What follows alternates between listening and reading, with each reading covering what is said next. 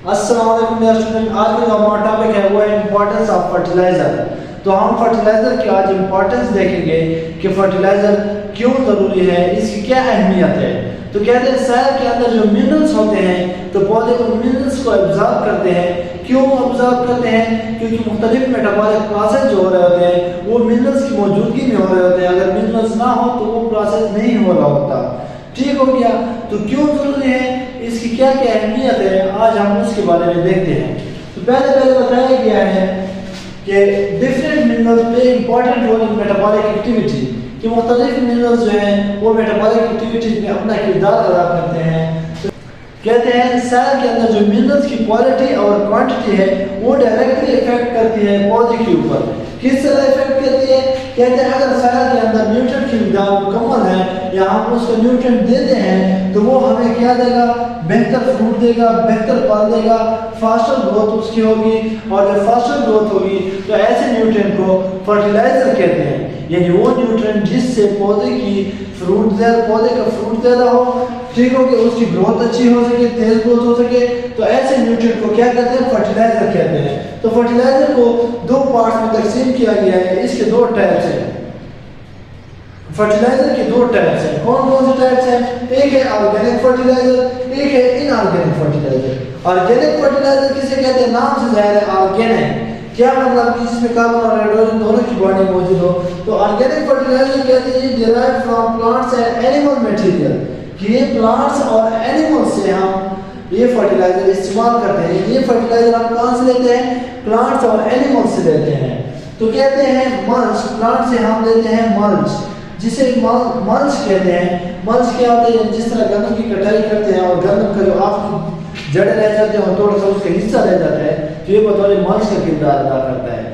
किसे कहते हैं? मल्च।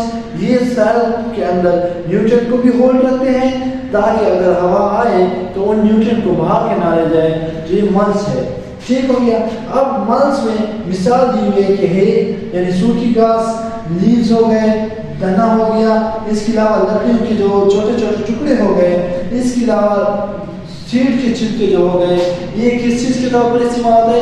ये प्लांट के फर्टिलाइजर हैं। ये क्या है? ये ऑर्गेनिक फर्टिलाइजर में ये क्या है? ये प्लांट से डिराइव होते हैं जो कि ऑर्गेनिक फर्टिलाइजर है।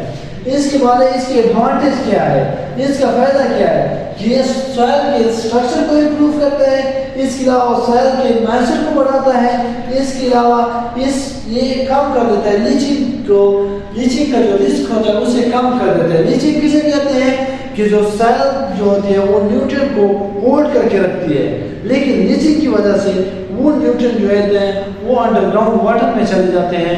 तो लीचिंग इसे कहते हैं। तो ये कहते हैं लीचिंग को कम कर देता है। इसके अलावा ये क्या करते हैं? ये क्या करते हैं?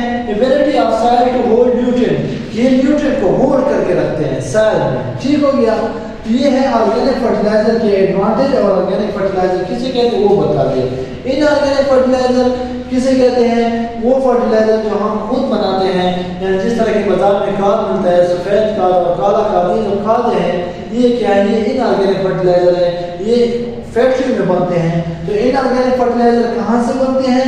अमोनियम नाइट्रेट से बनाते हैं, अमोनियम फास्फेट से बनाते हैं और पोटेशियम क्लोराइड से बनाते हैं। इसकी एग्जांपल है sodium nitrate, minor rock phosphate and limestone. ये बतौर इनऑर्गेनिक फर्टिलाइजर इस्तेमाल होते हैं। जिस तरह के जमीनों के अंदर चूना फेंकते हैं या इसके अलावा सोडियम नाइट्रेट के इस्तेमाल करते हैं। अब इसके फायदे क्या है? इनऑर्गेनिक फर्टिलाइजर इन न्यूट्रिएंट को डालने का फायदा क्या है? तो अभी देखते हैं फायदे के बारे में। कहते हैं अगर इनऑर्गेनिक फर्टिलाइजर आप सॉइल को देते हैं तो ये इसमें नाइट्रोजन की मिक़दार जो होती है, अगर सॉइल के अंदर नाइट्रोजन की कमी है तो वो नाइट्रोजन की कमी पूरी हो जाती है। तो आप लोगों को पता है कि प्रोटीन का जो मोनोमर है वो क्या है? वो प्रोटीन के मोनोमर में एक कार्बोक्सिल ग्रुप होता है, एक अमाइनो ग्रुप होता है, एक हाइड्रोजन होता है और इसके अलावा अल्काइल ग्रुप होता है। तो जो अमाइनो ग्रुप है इसमें नाइट्रोजन है। तो जब आप सॉइल को नाइट्रोजन देंगे तो नाइट्रोजन की कमी पूरी हो जाएगी सॉइल के अंदर। एक बात। दूसरी बात कहते हैं कि प्रोटीन अच्छे से बनेंगे। इसके अलावा क्लोरोफिल क्लोरोफिल बताया था कि क्लोरोफिल का जो फॉर्मूला है पिछली वीडियो में C55H72O5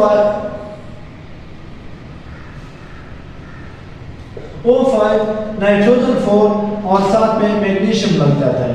तो ये क्या है, ये क्लोरोफिल का फार्मूला है। तो यहाँ पर देखिए नाइट्रोजन कितने हैं, नाइट्रोजन 4 है। तो जब सायर को आप नाइट्रोजन देंगे तो नाइट्रोजन एब्जॉर्ब कर लेगा पौधा, तो वो क्लोरोफिल से ही काम कर सकेगा, क्लोरोफिल की सिंथेसिस से ही हो सकेगी। जब क्लोरोफिल की सिंथेसिस होगी तो क्लोरोफिल का क्या काम होता है, पौधे के लिए खुराक बनाना, तो पौधों के लिए खुराक बनाएगा। इसके अलावा कहते हैं ये growth of stem and leaves में भी किरदार अदा करते हैं कि लीव्स की भी ग्रोथ कराते हैं और स्टेम की भी ग्रोथ कराते हैं। इसके अलावा हायर अमाउंट ऑफ फास्फोरस, कि हायर अमाउंट ऑफ फास्फोरस अगर आप डालते हैं, ठीक हो, इस तरह के अंदर आप हाई अमाउंट ऑफ फास्फोरस डालते हैं तो वो इनको जब एब्जॉर्ब कर लेता है, फिर क्या होगा, फ्लावर ज्यादा होंगे, ठीक हो गया, लार्जर फ्रूट बनेंगे, बड़े बड़े फ्रूट बनेंगे और उसके रूट जो होंगे वो हेल्दी होंगे। तो ये आज का हमारा टॉपिक था इंपॉर्टेंस ऑफ फर्टिलाइजर के बारे में। तो तब तक के लिए अस्सलाम।